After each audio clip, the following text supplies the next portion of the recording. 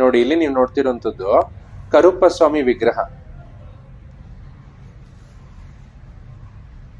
ನೋಡಿ, ಇಲ್ಲಿ ಇನ್ನೊಂದು ತಾಮ್ರದಿಂದ ಮಾಡಿರುವಂತಹ ಕರುಪ್ಪ ಸ್ವಾಮಿ ವಿಗ್ರಹ ಇದೆ.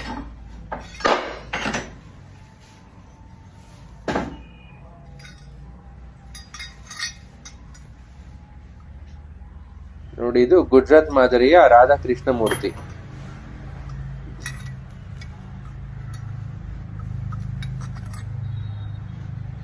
ನೋಡಿ, ಇದು ಶ್ರೀನಿವಾಸ ದೇವರು ಅಥವಾ ವೆಂಕಟೇಶ್ವರ ದೇವರು. ಹಳೆಯ ವಿಗ್ರಹದ ಅಚ್ಚಾಗಿರೋದ್ರಿಂದ ಸೌದಿದೆ.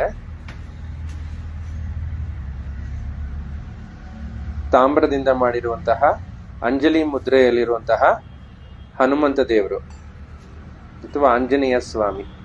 ಇಲ್ಲಿ ನೀವು ನೋಡ್ತಿರುವಂತದ್ದು ಮುಖಲಿಂಗ. ಇದನ್ನ ಲಿಂಗದ ಮೇಲೆ ಇಡೋಕೆ ಬರುತ್ತೆ, ಹಾಗೆ ಕೂಡ ಪೂಜೆ ಮಾಡಬಹುದು. ಇದು ಮತ್ತೆ ತಾಮ್ರದಿಂದ ಮಾಡಿರುವಂತಹ ಅಂಜಲಿ ಮುದ್ರೆಯಲ್ಲಿರುವಂತಹ ಹನುಮಂತ ದೇವರು.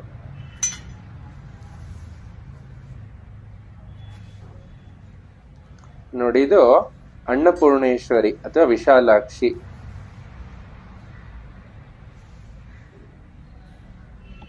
ನೋಡಿ, ಇದು ಪಂಚಮುಖ ಅಥವಾ ಪಂಚಮುಖಿ ಹನುಮಂತ ದೇವರು.